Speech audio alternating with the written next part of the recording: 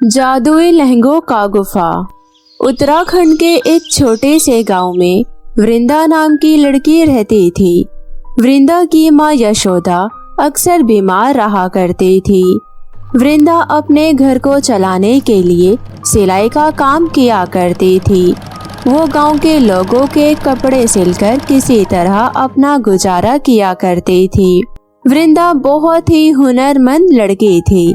उसके सिले सारे कपड़े सभी को बहुत पसंद आते थे। वृंदा, तुम्हें पता है, तुमने पिछली बार जो मेरा लहंगा बनाया था वो बहुत ही प्यारा था। मेरे मायके में सबने उसकी खूब तारीफ की और तो और किसी को यकीन ही नहीं हो रहा था कि ये लहंगा मैंने तुमसे सिलवाए हैं। सबको ऐसा लग रहा था कि मैंने किसी बहुत बड़े शोरूम से लहंगा मंगवाया है। अब तो मैं अपने सारे कपड़े तुमसे ही सिलवाया करूंगी। और हाँ, अगले महीने मेरी बहन की भी शादी है तो उसके लिए भी लहंगे तुम्हें ही सिलने हैं। क्यों नहीं भाभी। इसी तरह गांव की सभी औरतें वृंदा के सिले कपड़ों की खूब तारीफ किया करती थी। देखते ही देखते वृंदा का काम बहुत ही बढ़िया चलने लगा। अब तो वृंदा के पास दूर दूर से लोग कपड़े सिलवाने आने लगे और वो पैसे भी अच्छे खासे कमाने लग गई। अब वृंदा को किसी भी चीज की कोई कमी नहीं थी। वो अपनी माँ का इलाज शहर के बड़े हॉस्पिटल में करवाने लगी और अपने लिए भी घर से थोड़ी दूर अपने नाम से एक बुटीक खोल लेती है, क्योंकि घर में जगह कम होने की वजह से उसका ठीक से काम नहीं हो पाता था। सब कुछ बहुत अच्छा चल रहा था। अब तो और भी ज्यादा लोग वृंदा से ही कपड़े सिलवाने लगे। ये सब देखकर उसके पड़ोस की बुटीक वाली कामिनी वृंदा से जलने लगी। इस वृंदा के आने से हमारा तो धंधा ही चौपट हो गया। हमारी बुटीक पर तो कोई झांकने भी नहीं आता। आखिर ऐसा क्या जादू है इसके हाथ में कि सभी लोग इसी से कपड़े सिलवाते हैं। तभी कामिनी की दुकान में काम करने वाली रूपाली धीरे से बोलती है, मैडम, मैंने सुना है वृंदा के काम के साथ साथ उसका व्यवहार भी बहुत ही अच्छा है और तो और कई बार वो गरीब लड़कियों की फ्री में भी कपड़े सिल दिया करती है, इसलिए सभी उसे पसंद करते हैं। चुप कर, तू मेरे यहाँ काम करने आती है या उस वृंदा की बच्ची की तारीफ करने? खबरदार, जो आज के बाद मेरे सामने उस मनहूस की तारीफ की तो जुबान काट दूंगी तेरी। अब जाकर काम कर। इस वृंदा की बच्ची को तो मैं मजा चखाऊंगी। वृंदा, तूने मुझसे पंगा लेकर अच्छा नहीं किया। अब देख मैं तेरा क्या हाल करती हूँ। शादी का सीजन चल रहा था।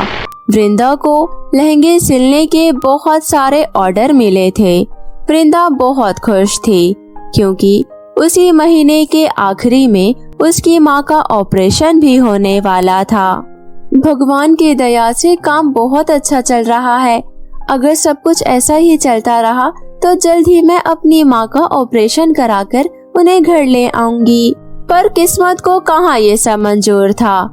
एक रात जब वृंदा अपनी बुटीक बंद करके घर चली जाती है, तभी रात में कामिनी आकर उसकी दुकान में आग लगा देती है। अब आएगा मजा। अब देखती हूँ ये वृंदा की बच्ची क्या करती है। इसने हमें बेरोजगार किया है। अब मैं भी इसे रास्ते पर ना ले आई, फिर मेरा नाम भी कामिनी नहीं। अगले दिन वृंदा ने जब अपने जले हुए बुटीक को देखा, उसके तो पैरों के नीचे से जमीन ही खिसक गई। हे भगवान, ये क्या अनर्थ हो गया। मेरी बुटीक में आग कैसे लग गई। मेरी सिलाई मशीन और लोगों के लहंगे सब जल गया। अब मैं क्या करूँगी, कहाँ जाऊँगी। हे भगवान। ये सब देख वृंदा बहुत टूट जाती है और वो जोर जोर से रोने लगती है। ये घटना जब पूरे गांव वालों को पता चलता है तब वो लोग भी वहां आ जाते हैं। वो लोग वृंदा को बहुत हिम्मत देते हैं। पुलिस भी आती है और जांच करती है। मिस वृंदा, आपकी दुकान के जांच करने के बाद हमें पता चला कि आपकी दुकान में आग लगी नहीं बल्कि लगाया गया है। आपकी किसी से कोई दुश्मनी या किसी पर शक है तो आप हमें बता सकते हैं। नहीं इंस्पेक्टर साहब, मेरी किसी से भी कोई दुश्मनी नहीं है। कोई पुख्ता सबूत ना मिलने की वजह से पुलिस वहाँ से चली जाती है और वृंदा भी दुखी मन से घर आ जाती है। सारी मुसीबत एक साथ ही आनी थी। मैंने कितना सब सोचा था और क्या हो गया। मेरी दुकान में कितने सारे लोगों के लहंगे भी जल गए। सबने कितनी उम्मीद से मुझे सिलने को दिया था, सब बर्बाद हो गया। मैं कुछ नहीं कर पाई। अगले महीने मेरी माँ का ऑपरेशन भी होने वाला है। अब मैं इतने सारे पैसे कहाँ से लाऊंगी। मेरी सारी मशीनें भी तो जल गई। नई मशीन खरीदने के भी मेरे पास पैसे नहीं है। कितनी बेबस और मजबूर हो गई हूँ मैं इस बेबसी के साथ नहीं जी सकती। तभी बाहर से किसी की आवाज आती है, बेटी, मैंने बहुत दिनों से कुछ नहीं खाया है, कुछ खाने को दे दो। बहुत भूख लगी है बेटी, कुछ खिला दो, इस बूढ़ी की दुआ लगेगी। अंदर आ जाओ अम्मा, आज तो मैंने खाने में कुछ नहीं बनाया है। मैं अभी आपके लिए कुछ बना देती हूँ। वृंदा जल्दी जल्दी रोटियां सेकती है और उस बूढ़ी औरत को भरपेट खाना खिलाती है। खाना खाकर वो बोलती है, बेटी, तुम्हारा दिल बहुत ही विनम्र है। हमेशा खुश रहना बेटी।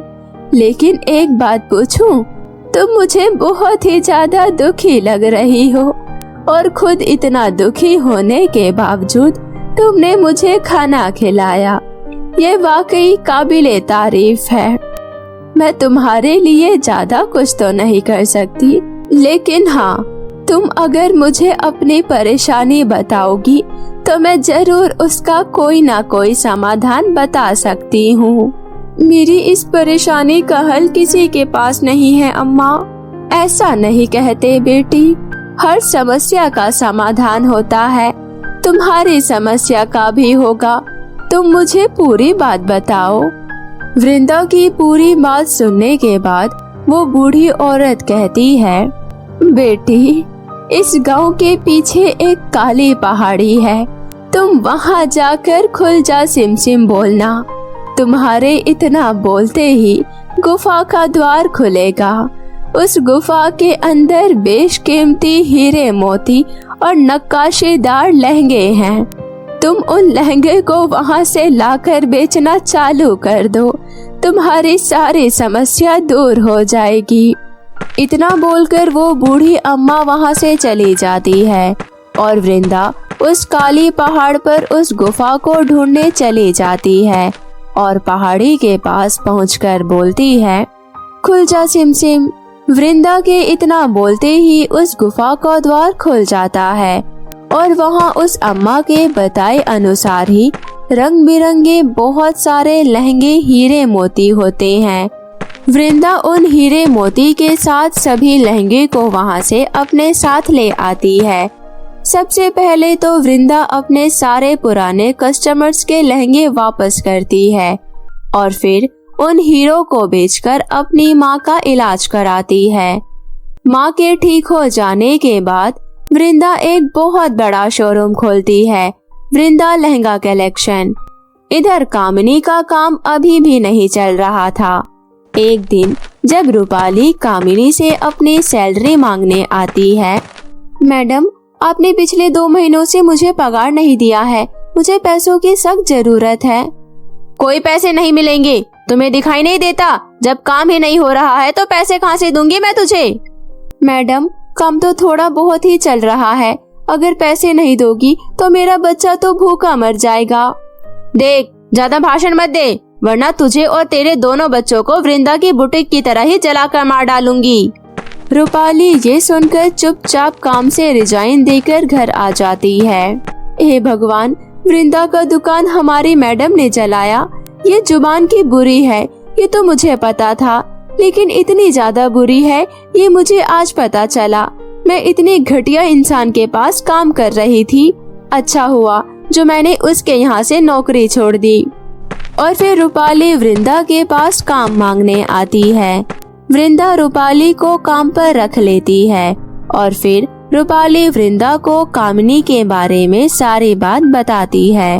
फिर दोनों पुलिस स्टेशन जाकर कामिनी के खिलाफ FIR लिखवाती है। पुलिस कामिनी को गिरफ्तार कर लेती है। जिसके बाद सभी खुशी खुशी रहने लगते हैं। तो मेरे प्यारे दोस्तों, कैसी लगी आपको मेरी ये कहानी, मुझे कमेंट करके ज़रूर बताएं और अपने दोस्तों के साथ भी शेयर करें। और हाँ दोस्तों, अगर आपने अब तक मेरे चैनल मिनी एंजल टीवी को सब्सक्राइब नहीं किया है तो जल्दी से नीचे लाल बटन दबाकर अभी सब्सक्राइब कर ले। तो मिलते हैं आप सभी से ऐसी ही किसी और नई मज़ेदार कहानियों के साथ। तब तक अपना ध्यान रखें। बाय बाय दोस्तों।